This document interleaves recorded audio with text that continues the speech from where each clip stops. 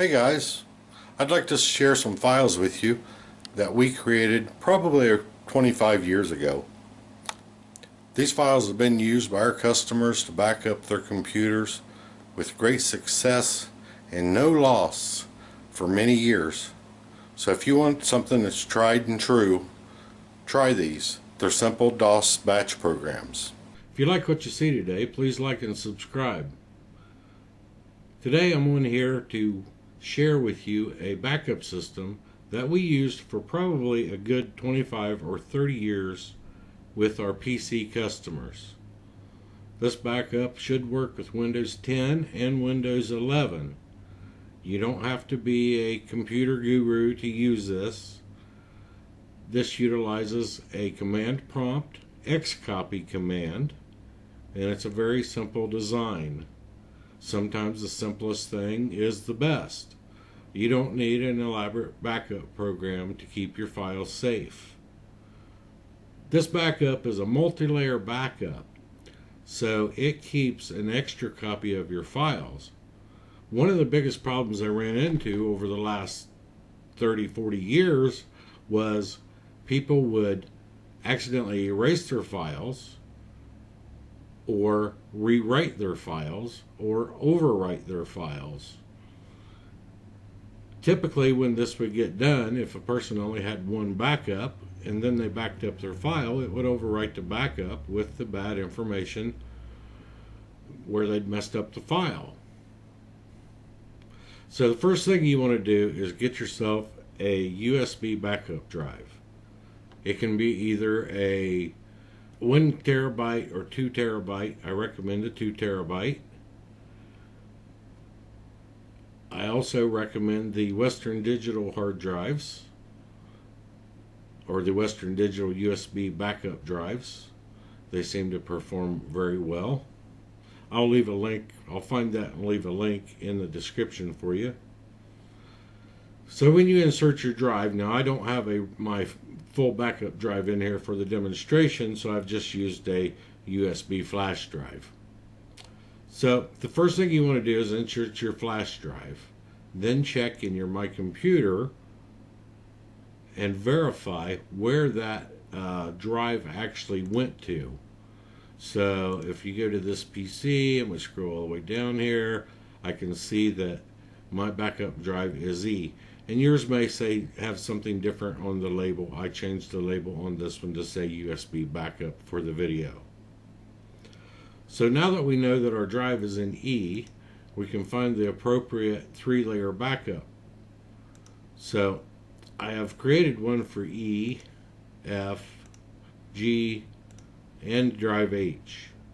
Or different customers would have different drives on their computers, therefore pushing it to a later drive letter. To run this, you would simply place it on your hard drive somewhere and then make a shortcut to it. So let's say we wanted to put this thing in your Documents folder.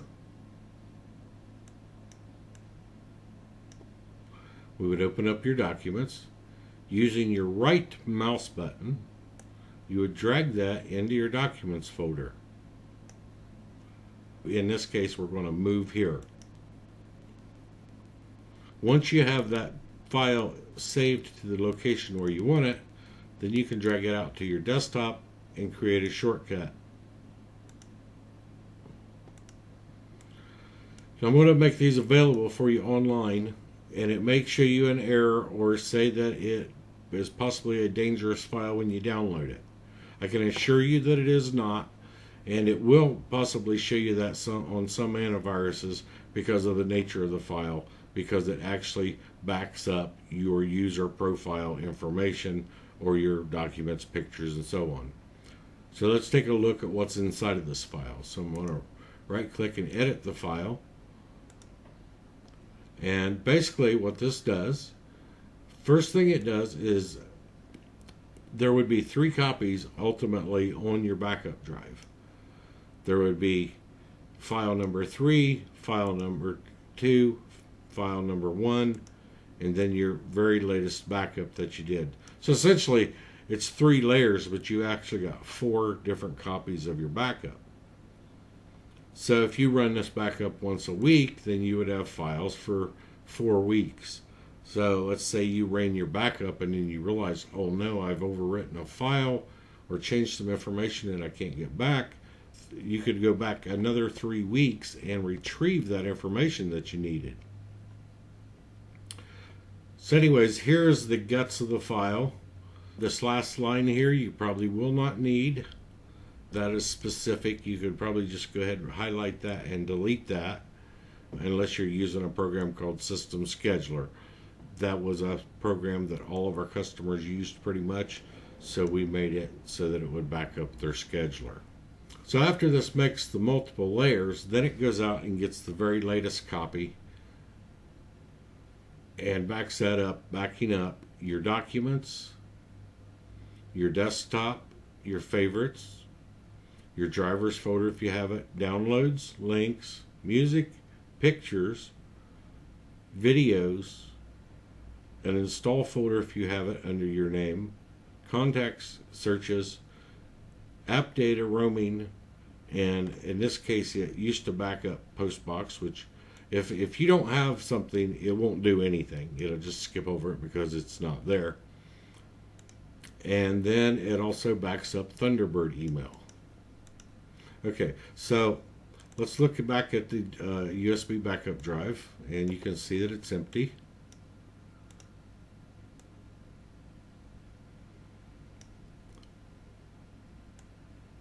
Now let's go ahead and run the backup file.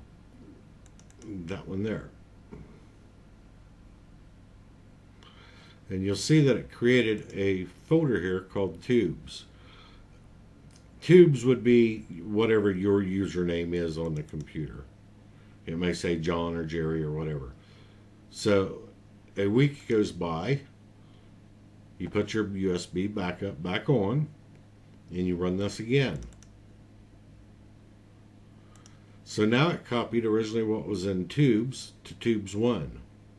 And then it went out and got fresh new information for Tubes.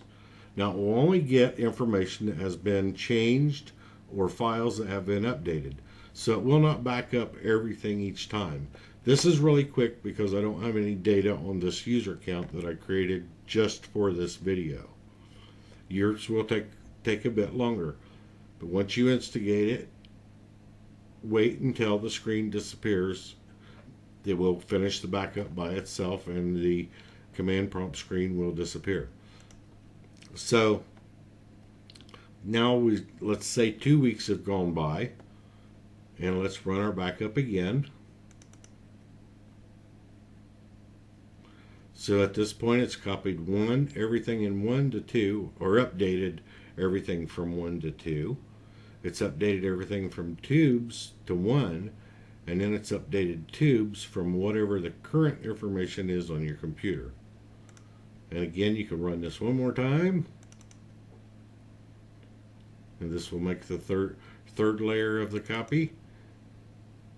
And you can actually edit that file and make as many layers as you want.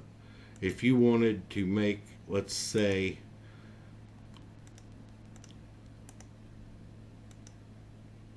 4 layers, we could just simply insert another line here.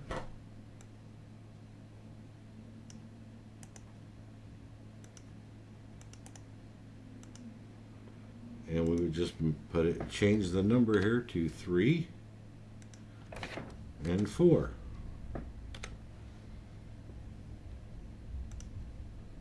Save that and close that. Now let's pull this USB backup up. Now if I run this again, you'll see that it made the 4th copy backup of all your files. This should work with, this is Windows 10 that I'm on, but this should work just fine with Windows 11. It should work fine with older copies because this is probably, we were probably on Windows XP or Windows 7 when we actually created this backup. Again, we've been using this for many years with many customers, It is tried and true. Typically with a commercial customer, they would have 5 different sets of backups, and this would run every day, making them literally almost bulletproof if they put these things in a fire safe or carried them off site in the evenings. In backing it up every day, they would have basically 5 weeks back, or however many weeks back on each drive.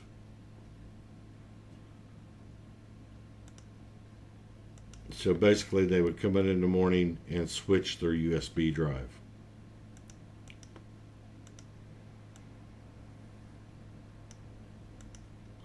Now I'm going to make these available online somewhere, and I'll try to leave a link in the description so that you can retrieve them.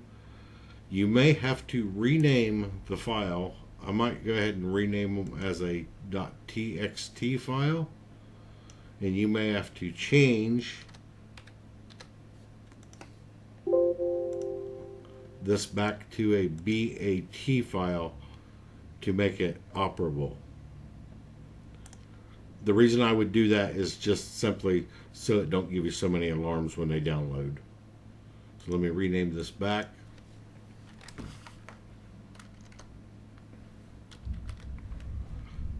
I have a mountain of batch files that we've created over the years that I would like to share with people. I am no longer in the computer business. I do it as a side job now. So anybody that can get some good out of these files, it'd be really amazing. Basically, anything you can do in Windows, it can be done from the command prompt. And typically, if you can run a command prompt or batch program, it goes through the series of clicks and copies and those types of things for you. So I think that about wraps it up for this video. You all have a nice day, and please subscribe if this was helpful and you'd like to see some more videos on command prompt batch files.